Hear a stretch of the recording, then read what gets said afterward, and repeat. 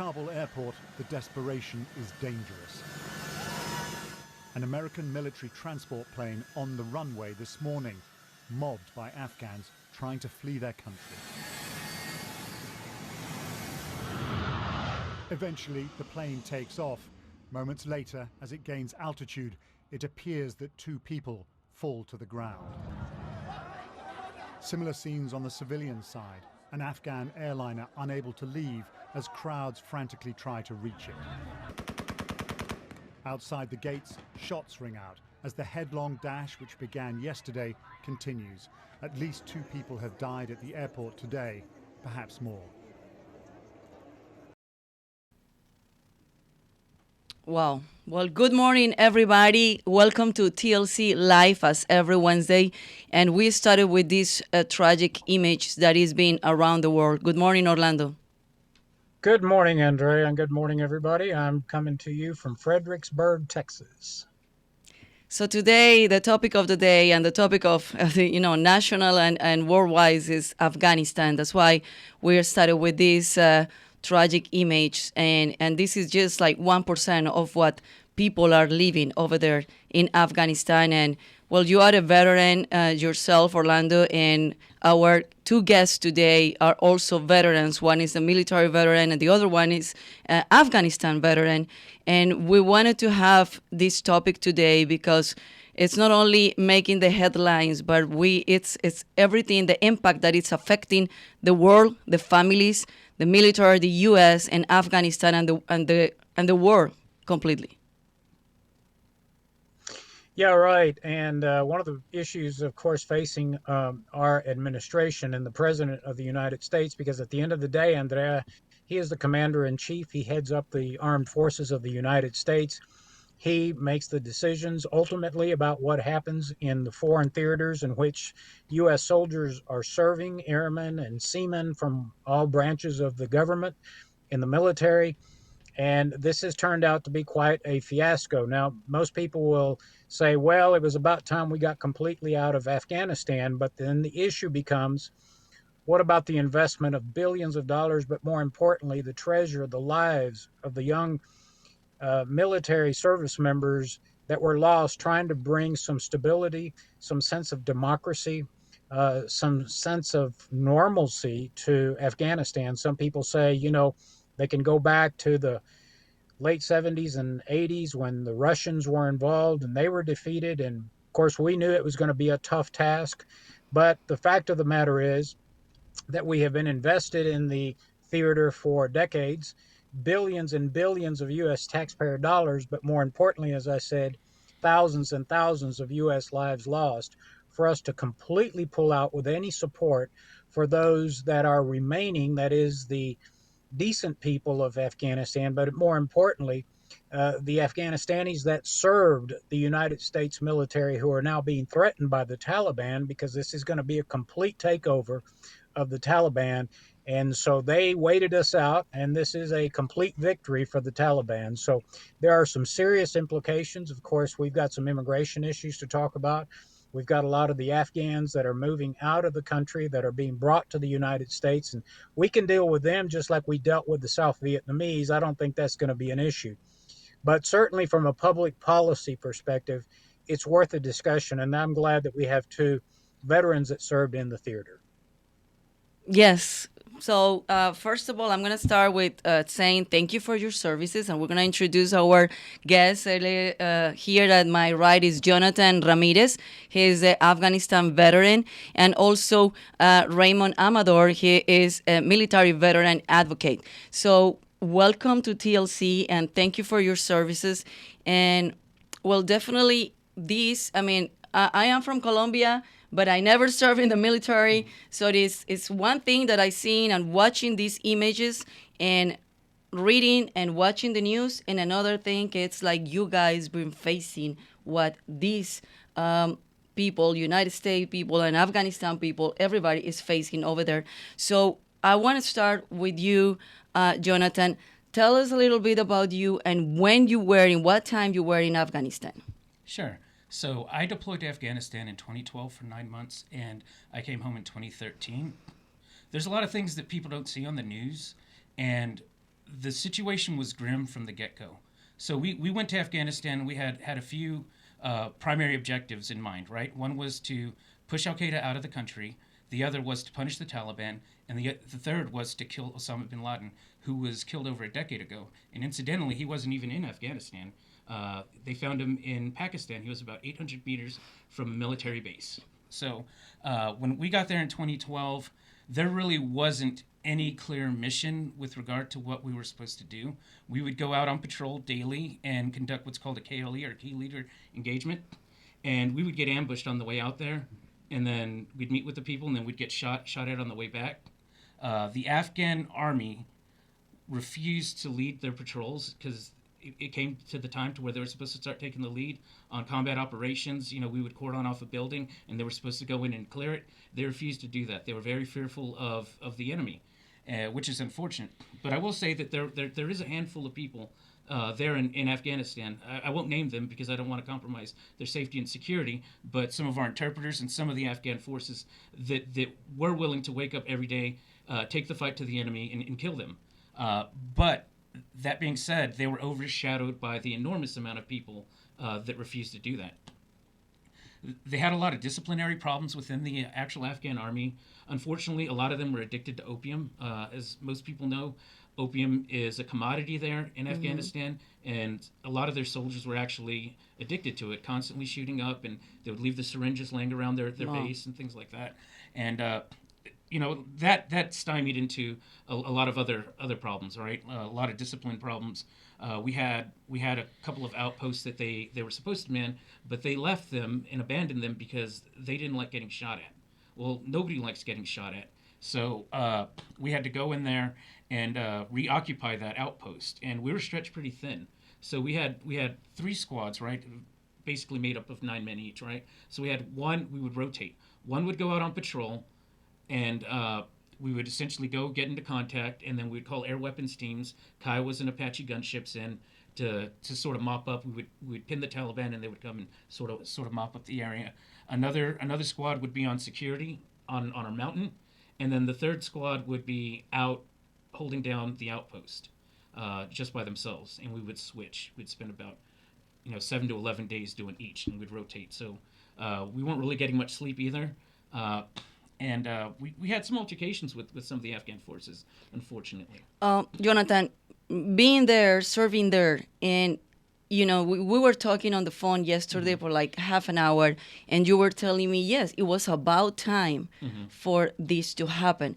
Are you agree the way it's been happening?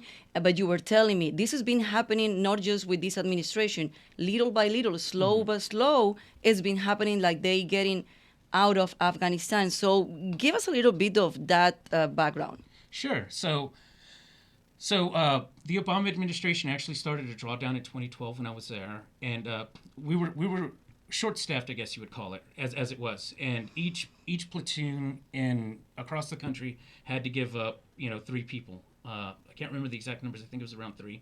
But we started sending folks home, even though we were shorthand. So that drawdown had started, right? And President Trump comes into office, and he was 100% right. He said, "Great nations do not fight endless wars." He pledged to bring the troops home. Unfortunately, for whatever reason, he wasn't able to do it. And in comes President Biden, and he gets the troops out of there, right? So this is something that needed to be done. We got caught up in nation-building operations in Afghanistan. That was never one of our goals, right? We can't sow the seeds of democracy in a place like Afghanistan. Unfortunately, it just doesn't work. They're very tribal. They're very set in their ways, and it's going to take longer than 20 years for them to change, clearly. And so we need to push our foreign policy to a more realistic, take a more realistic approach, right? Based on realism and restraint, right? So what does that mean? That means we need, as a nation, a little bit of self-awareness, right? What actually can we do, right? Are we capable of this nation building? The answer to that is no. Clearly, like we tried it in Vietnam, we tried it in Iraq, and we tried it in Afghanistan, and all 3 have been failures.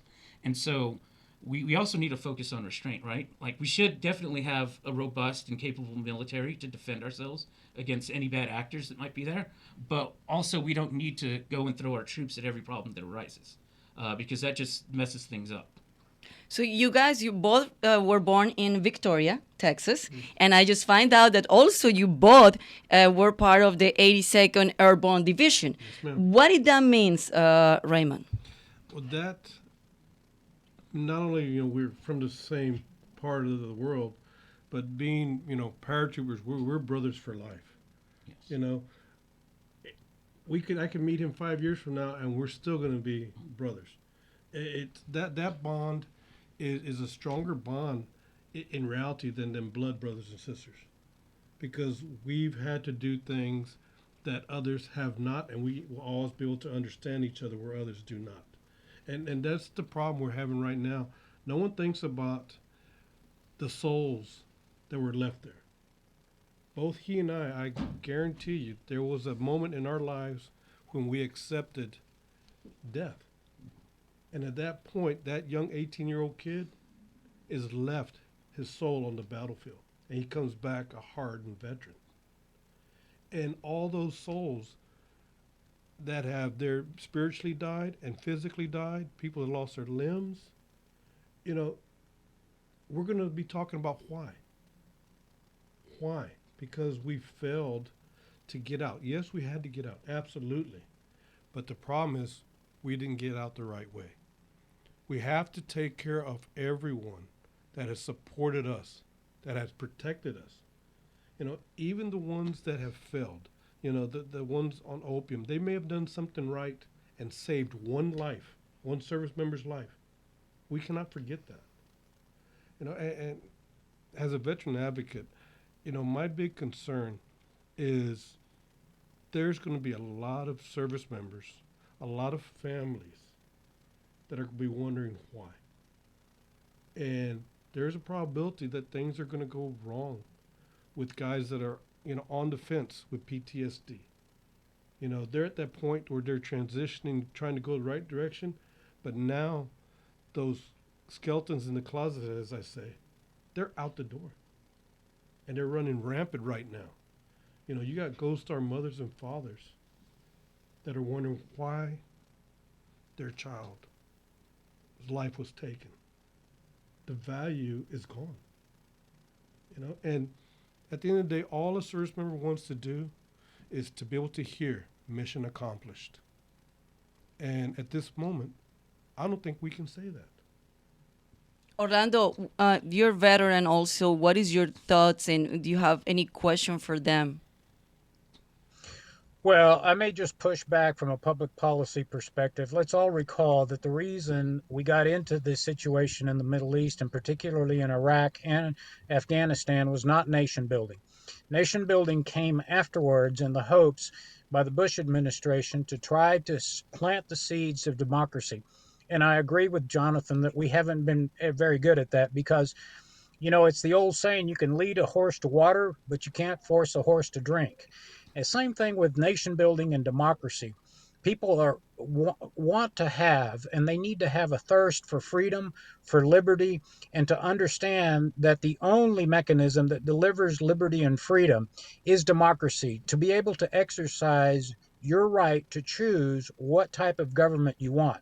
So let's go back. The whole reason we began in this theater was not nation building.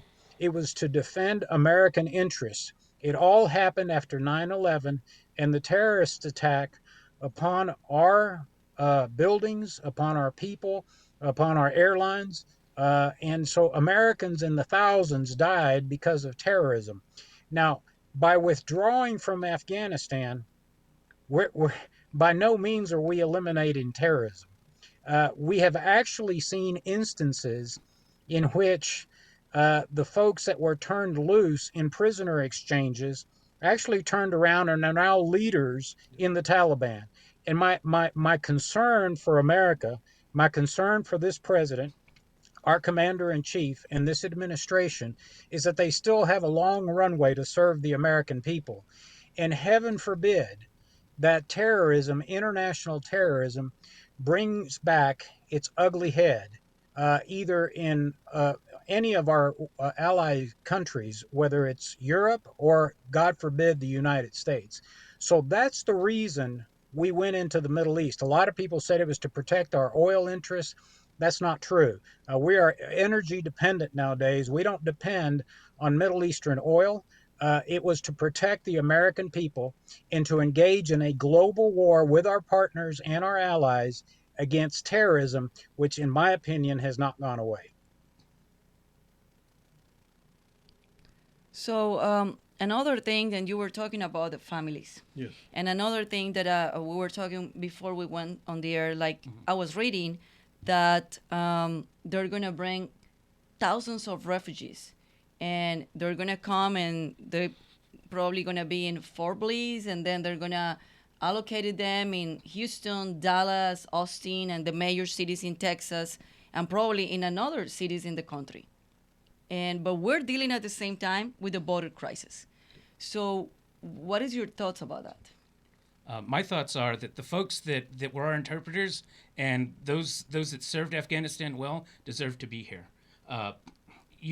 Folks that never been to Afghanistan may not understand it, but they actually saved American lives, right? They were that direct line of communication between us and the key leaders that we met with, and civilians and everyone else. And even whenever we captured Taliban, they were there to help interrogate and get information for us that actually did save American lives. And for that, I think that they deserve a place here. Yeah, I agree. The thing is, most people don't know this, but the United States has been very actively trying to bring in Afghan support. Afghanistan has supported the U.S. for quite some time. As a matter of fact, tomorrow, there's 2 families coming into Houston International Airport that are Afghanistans. And one of the families, the wife, is pregnant, so she'll probably have a child born here in America probably in the next month or 2. She's 8, 9 months pregnant. So it's ongoing, but what's going to happen, it's going to multiply tenfold. And when it comes to legal,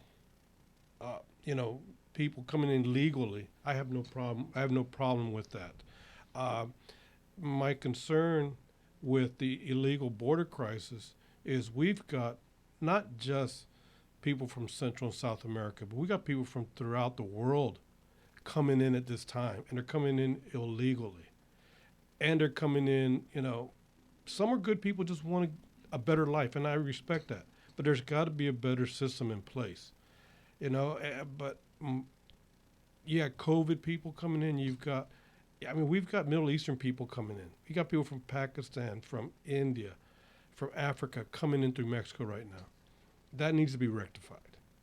Whether it's a fence or proper security, it needs to be rectified. But people that have earned the right deserve to come. And that's just how I feel about it.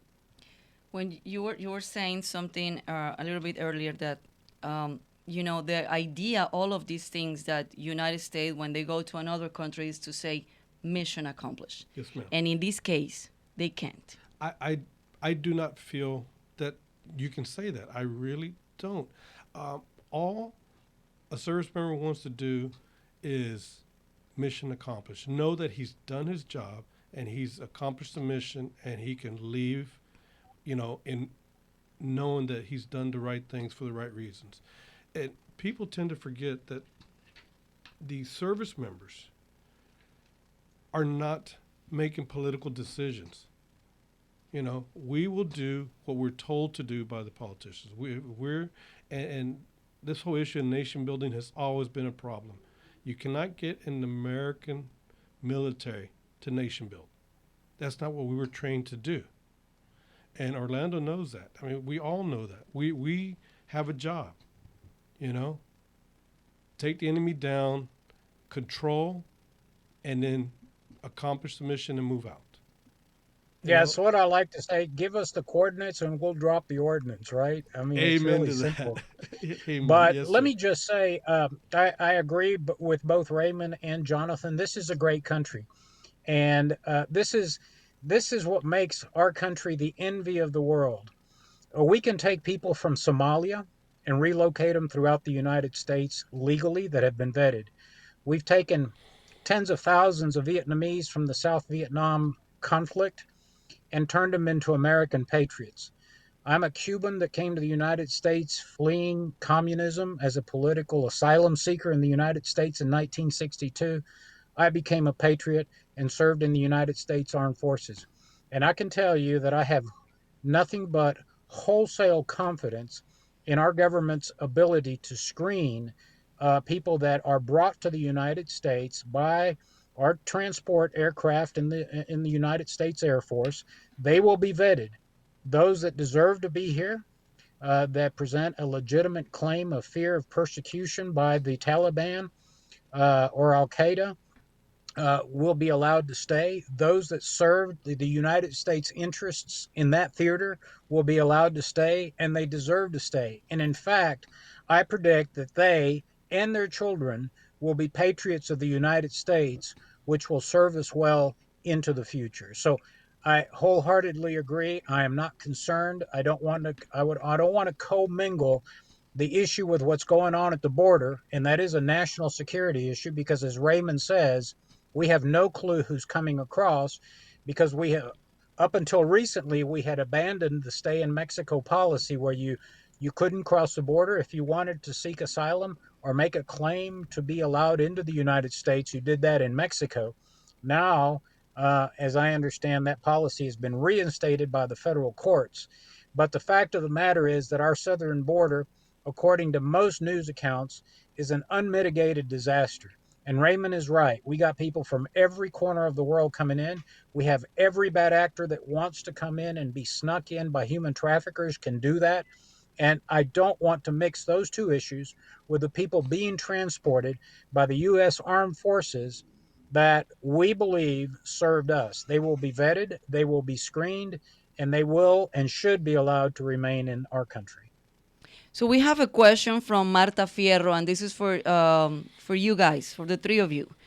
What could have the Biden administration done differently? We're going to start with you, Jonathan. You know, it's easy to play armchair quarterback when disaster strikes. Right now, I think that we should focus on what's truly important. That's bringing Americans home. That's bringing our allies home, Canadians and Brits that are still there, and the Afghans that help us during this 20-year conflict. I think that we should focus on that, and then later on, after everything's said and done, we can have an after-action review and see what could have been done better moving forward. What about you?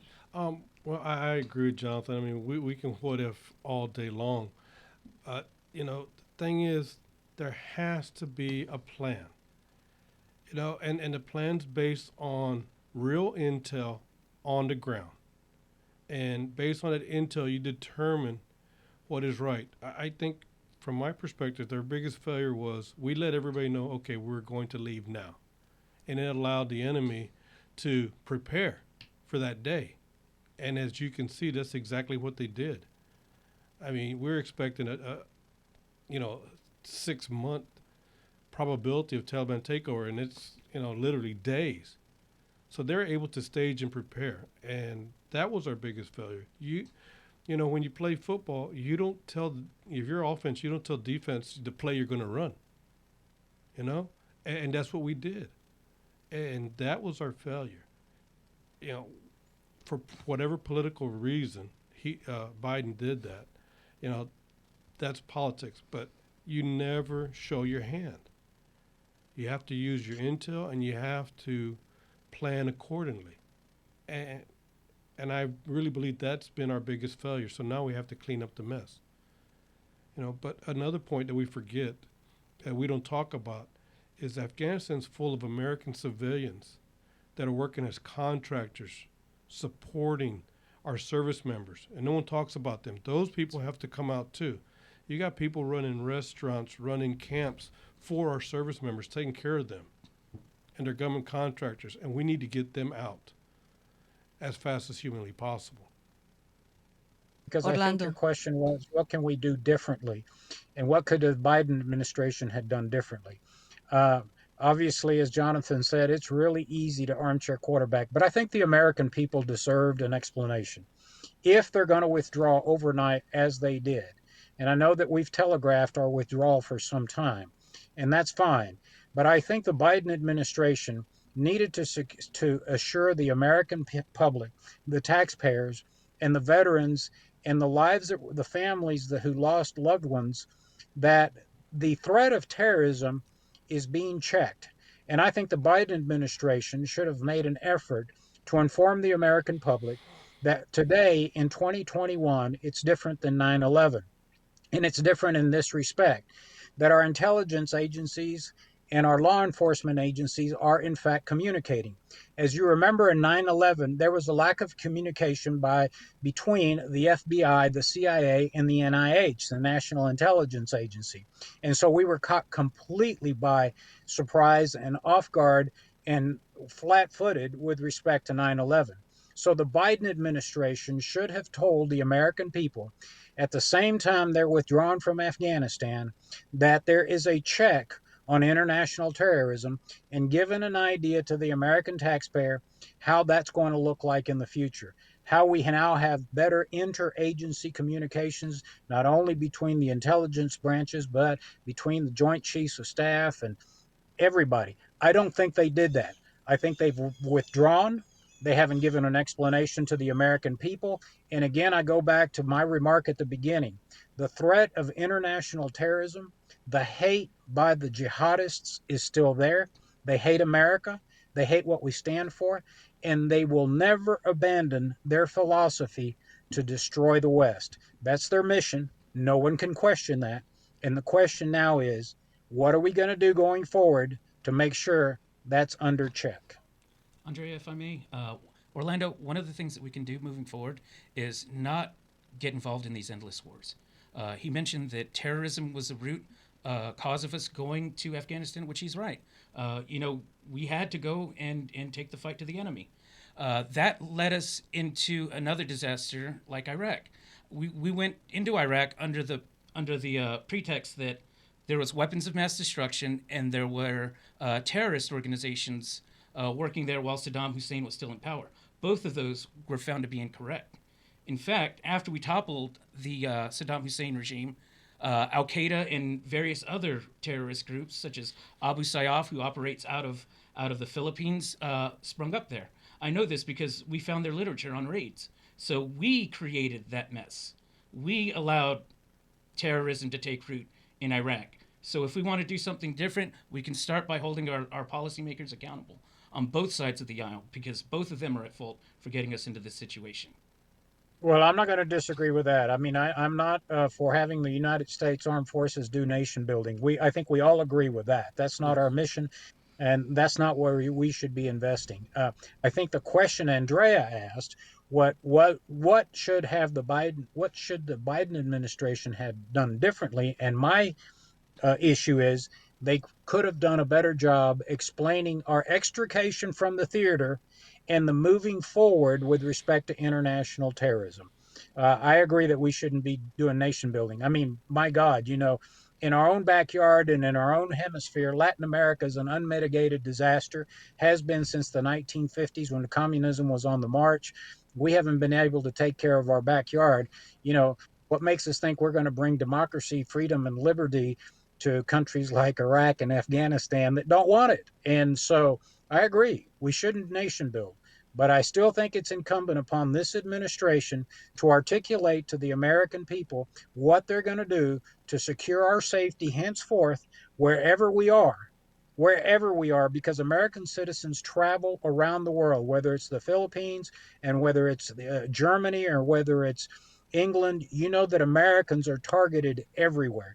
And so this administration needs to have a serious conversation with the American public about how they're going to protect us from international terrorism and jihadists that are after us.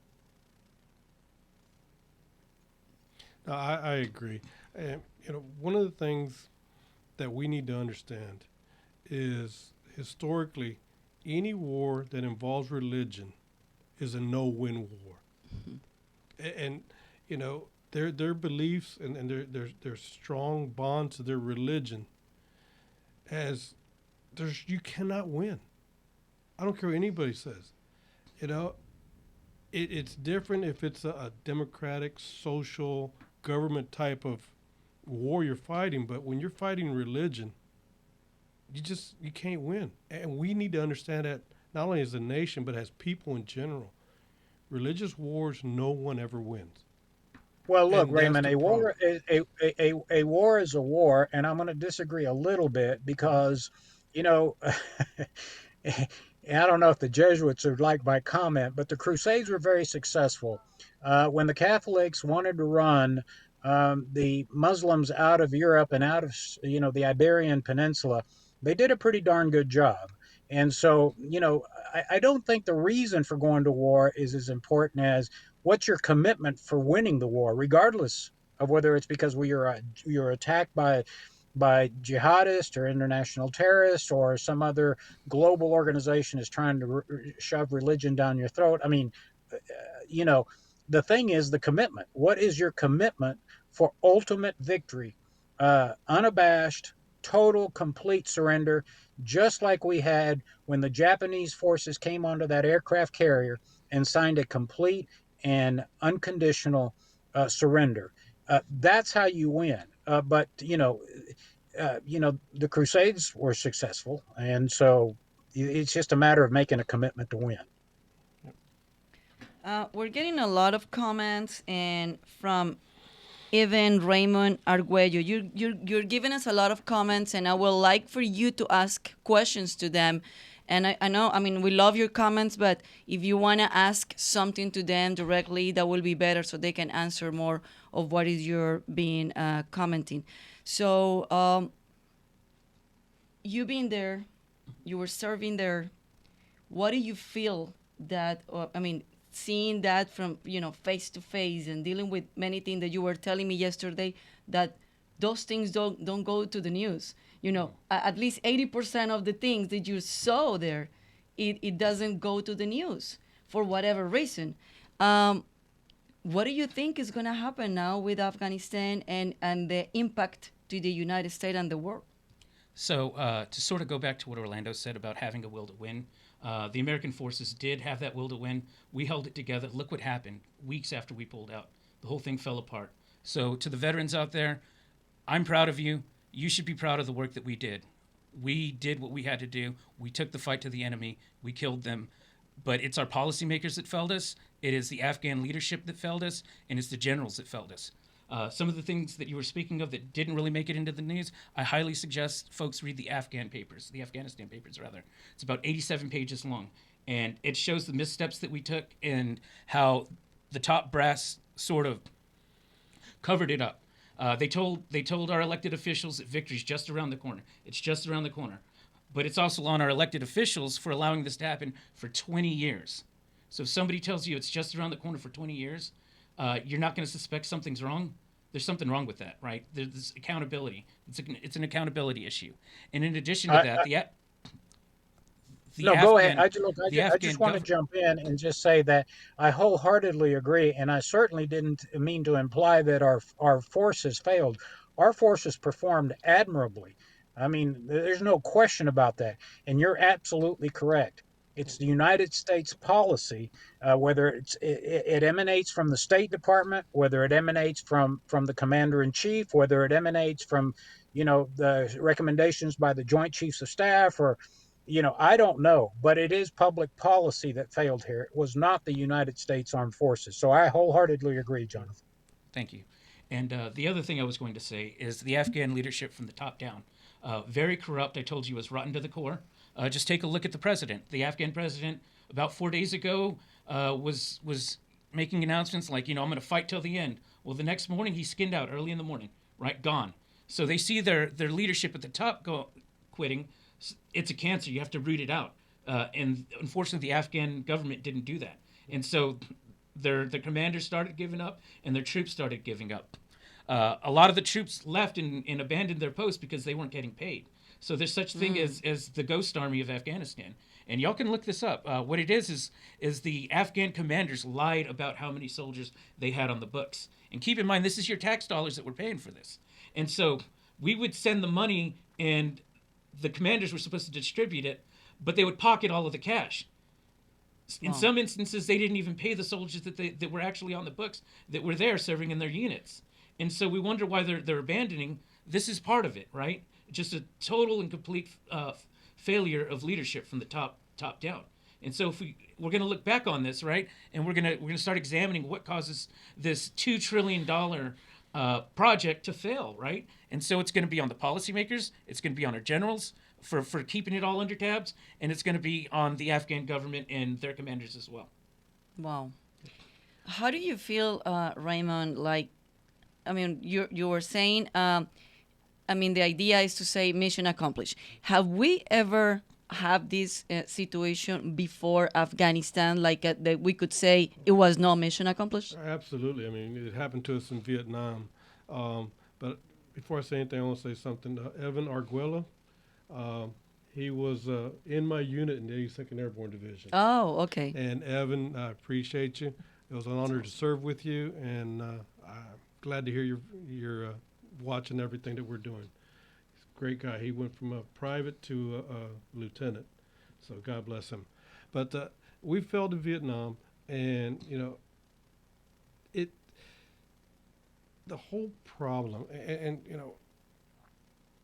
we have to understand if you're going to use a tool, you got to have the right tool. And what's happening is our politicians don't know how to use the tools properly. The armed forces is to protect and defend. And, we're not architects to build infrastructure. We're not politicians to go and work with other countries' politicians to try to help them develop. We've done that way too long. We've done it way too many times. And with politics now being an industry and not a calling, and that's my personal belief, they're out to do something for themselves, and they've used the military as a tool for them to become successful for 20 years. We should have went in, done what we needed to do, and get out. If they want to do nation building, they need to take people that are out of military uniform to do that.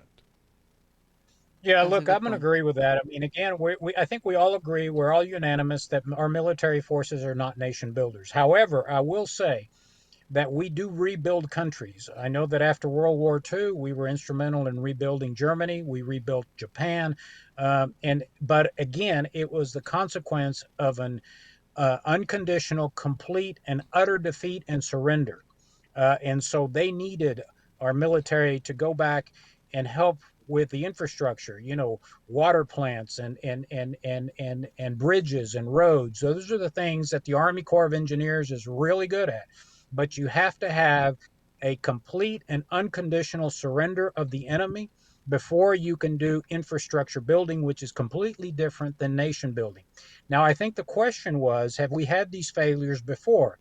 And the answer is yes, both on a large scale and a small scale. I will tell you, as Raymond said, we had this failure in Vietnam. You had presidents that couldn't commit, that would increase troops, would decrease troops, and eventually, we pulled out of Hanoi. We saw those ugly scenes with the Huey helicopters lifting off of our embassy. Uh, we had this situation occur in Nicaragua. We had poor public policy. We had covert operations in Nicaragua trying to fight the communists. Of course, that became political because Ronald Reagan was the president, and we had some military colonels involved that were doing things that were not authorized by Congress. And so that became a political football. We withdrew our covert operations in Nicaragua. The Sandinistas took over. Same thing happened in Cuba. Under Kennedy, we had committed to an invasion along with Cuban patriots for the Bay of Pigs. And when the patriots were ready to invade and off the coast of Cuba, the United States Armed Forces were withdrawn by the Kennedy administration. So this has happened before. Public policy failures, large and small, are part of our history. And we're human beings. We make mistakes. We're not perfect. But again, at the end of the day, I think we all agree we're not we're not supposed to use our military, as Jonathan said, to protect and defend, or I think it was Raymond. That's what our military is for, and it's not for nation building. And by the way, Andrea, let me just say that I've got to jump off because I've got to go speak to a group of patriots up here in Fredericksburg, Texas, that invited me to speak to them. So let me just say to Jonathan and to Raymond, thank you for taking part of your day to be on our program. It's important. This is an important issue. But beyond that, I want to personally thank Raymond and Jonathan and all of the United States veterans that have come back from these wars, both healthy and unhealthy, whether it's mentally or physically or both. And certainly salute the families that have lost thousands of loved ones fighting for the cause in those theaters. My heart goes out to those families. This is a tragedy. I hope the Biden administration clarifies the position of the United States and shows us a map of how we're going to move forward with respect to combating international terrorism. So, guys, thank you for your service. Thank you for your patriotism. You're great Americans, and it's an honor to be a veteran with you guys. And Andrea, I'm going to toss it back to you, and I'll see you guys next week. Thank you, Orlando, and good luck. Well, Jonathan, how do you think it will be the next step, learning from these big mistakes, to know commit the same mistakes in the future? Because obviously, for many families, as you were saying, Raymond, that how did they imagine? How did the family, as a mother, I have 2 kids, and as a mother, if my son gave his life in Afghanistan or any other Iraq or any other place, how do they feel, and how do they feel the future military? Because we have so many kids that they still want to go fight for this country, and as a parents, it's like, seeing this failure. We don't want our kids to go there and put their lives in risk. That's a great question. So the first step we need to take is we need a very thorough study on what exactly went wrong in Afghanistan, right? And then the American public has a habit of forgetting, right? Even our military has a habit of forgetting. We get engaged in a particular conflict, we forget about the ways we fought in the past. Then the next conflict comes up, and we have to relearn and sharpen those tools for the next coming conflict. But in any case, we need to keep that in mind. We need Americans to get involved and find out what their lawmakers are doing and hold them accountable, right? If they supported this, we need to get rid of them. If they fought against it, then yeah, let's keep them. But also hold them accountable. Say, I'm your constituent. I don't want you to support these endless wars, right? And so I think that we need to start taking the reins as citizens, because the government's supposed to represent us, right? We have a representative government for a reason, right? They're not the ones that are supposed to be calling the shots. They're supposed to be calling the shots on account of us. Yep, I agree. Now, as a veteran advocate, I want to tell everyone, look, if you have been affected by the past 20 years, reach out to someone. Gold Star families, God bless y'all. Please, if there's issues and you start to feel things aren't right, reach out to the right people. Reach out to myself. Reach out to another veteran or veteran advocacy group, and let's just talk. Sometimes it's all we need is someone that's familiar with what you've gone through to help you. I'm concerned about increased suicide rates by our PTSD community. I know they've got problems.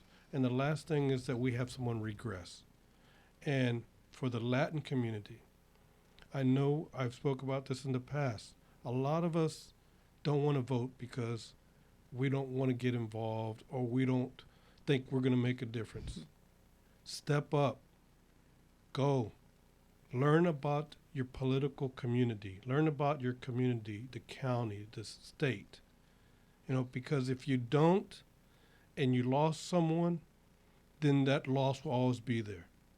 Your vote does count, and it will make a difference.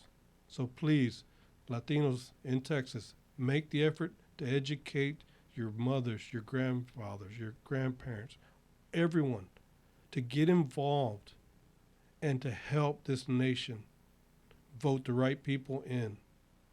And if you can do that, we will be a strong nation and we will heal.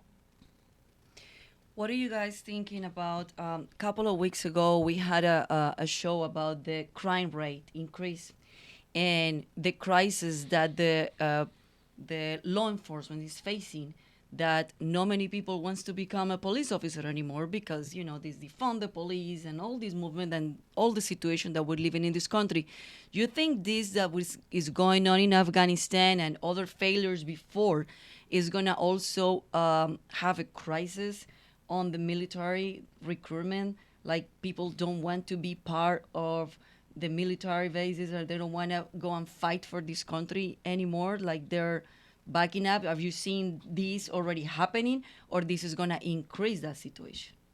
So I can tell you, one of the great things about this country is we have a volunteer military, right? We're not rounding people up on the streets and pressing them into service.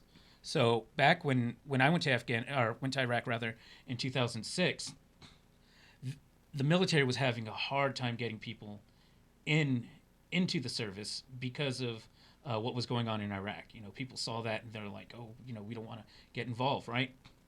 But the thing is you get people that want to be there, right? And so, like I was telling you, when I was in Afghanistan, we would go out on patrol with 9 people, right? That's dangerous. That's dangerous, right? But the thing is we had 9 people that wanted to be there, right? So I would rather have like 9 people that wanted to be there than 30 that didn't, because those folks are going to be a liability. I think that once we start making better foreign policy decisions based on realism and restraint, I think that we won't have that problem. There's a lot of benefits to join the military. It's not for everybody. But, you know, if people think that it's something they might want to do, I strongly encourage doing it. You know, it's great to serve the country. And that's pretty much it, you know. We just got to have our elected officials do a better job moving forward. For sure. What is your thoughts? Yeah, no, I agree with Jonathan. Being an all-volunteer force is something that America is very unique in. Sometimes there are, you know, our youth that decide, well, I'm going to join the military because, you know, I can get money for my education. But there's communities, small communities throughout the United States that have a sense of honor and are willing to commit a few years of their lives to the military. And like Jonathan said, you know, people that want to be there are a stronger force than people that don't want to be there. I had an opportunity to train a Romanian platoon back when I was in the military at the Joint Readiness Training Center. And, you know, they were just told to be there. They were the best of the best for them, but you could see their desire to learn was minimal. And, you know, I'm sure that they became proficient and they learned because they were going from Soviet-era tactics to the more American tactics, so they were in a transition. But I've seen it. I've seen service members that are in countries that are just conscripted or drafted in, and it's mandated they do 2 years. And they have no desire. They just rather do something else. But a strong force of desired, hard-charging individuals is a force to deal with. And I do believe that America will continue to have a strong volunteer force. And it's going to happen. We are Americans. That's what we do. We live for others. At the end of the day, we as Americans, we want to live for someone else. I'll give up my life to make sure you and your family are successful in the U.S. My oath has not stopped. It doesn't have an expiration date. And the youth see that in us. And it motivates some of them, the right ones. What is the call to action? Because now we're going to face thousands and thousands of refugees coming to this country from Afghanistan, besides the border crisis. So what is the call to action now as a community, as a country, as Latinos, and as everybody that lives in this country, whether you're a U.S. citizen or not, but we live in this country?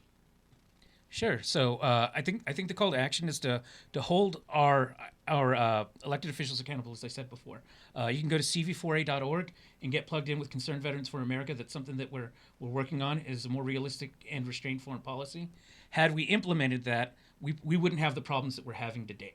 So I think we need to hit the problem at the root of the problem, which is failed foreign policy decisions. Well, one of the things that I preach, and this is near and dear to my heart, is, you know, we as a nation segregate ourselves by hyphenating. We're having Afghanistanian Americans coming in. Let's hope that we can teach our generations to be simply Americans. and live as an American and not segregate ourselves, because the politicians are going to try to do that to us anyway. So we as a nation, let's stand as Americans and take care of Americans, no matter where they come from. So if we can do that, I do believe we'll be a stronger nation.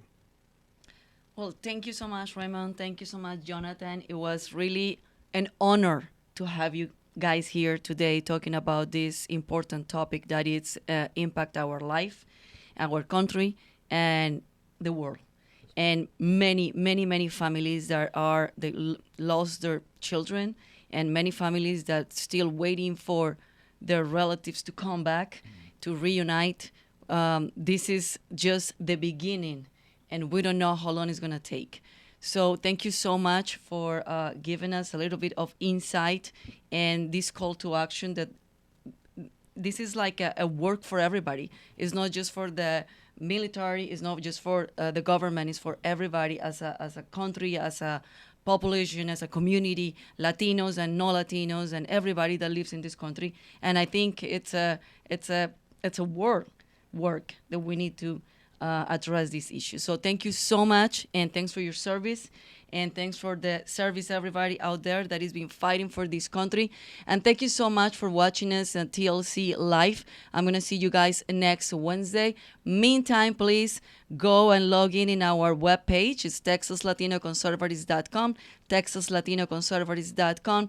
Visit us and also become a member and help us to help us. See you guys next Wednesday. Nos vemos el próximo miércoles con TLC Live. Como siempre, hay más información. Chao, chao.